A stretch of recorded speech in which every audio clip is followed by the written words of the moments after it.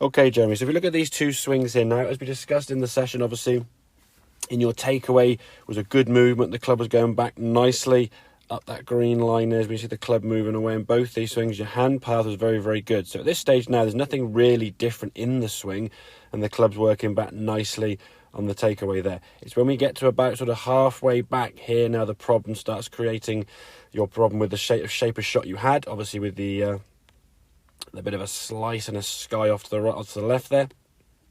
As we get halfway back here now, you can see here the amount your left elbow starts lifting.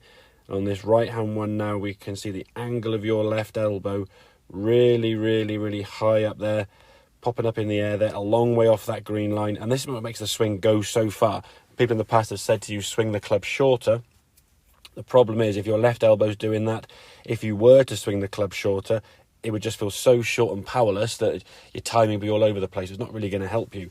What we want to try and do is bring this left elbow down. Now, as we said in the session, this left elbow here now is still slightly higher than we want it, but if we were to move that left elbow down any more, say for example, sort of bring it beneath that shoulder, it would be such a dramatic change, you'd probably miss the golf ball or come so far from the inside relative to where you're used to, the golf ball now be sort of hooking way off to the right there. So that's no good to you really. So you need to do it progressively, gradually, bringing the elbow down bit by bit through some practice.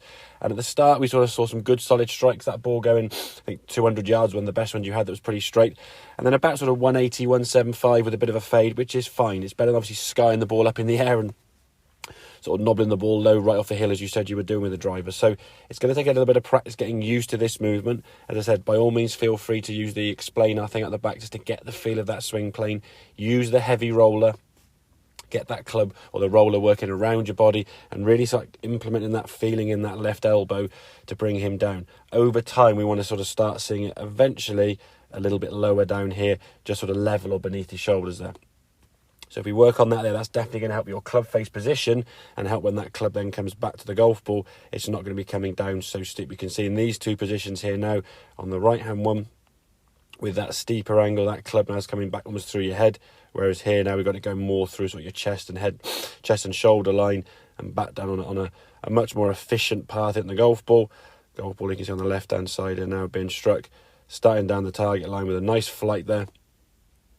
Ball sailing away with a very respectable drive, whereas the one on the right-hand side had already gone left of that green line, and that ball now is just sort of shaping off to the left there with that fade. So it's going to take a bit of practice, like I said, with that left elbow. Work on the explainer. Just one thing at setup that we mentioned there in the session with your shoulders. You had a tendency, and this is very common as someone who's hitting the golf ball out to the left or slicing it, to get their shoulders to aim further right. We just want to bring back this sort of trail shoulder here, just bring him back just a little bit, just to square up those shoulders. That'll help your path into the golf ball be a lot more kind of efficient and more from sort of this direction as opposed to that sort of out to in direction, causing the skied shot and causing that big slice. So work on the elbow, practice on that explainer at the back, as I said. Keep in touch with me during your practice sessions, and hopefully in a couple of weeks' time we can see some change in that left elbow and progression in that ball flight, and going forward there we can get that driver in your hands there, bigger club, more of a confidence club rather than one you're sort of fearful of when you step up to the tee. So hope that all makes sense. Any questions, obviously, please feel free to give me a shout, and I'll catch up with you soon. Cheers, Jeremy.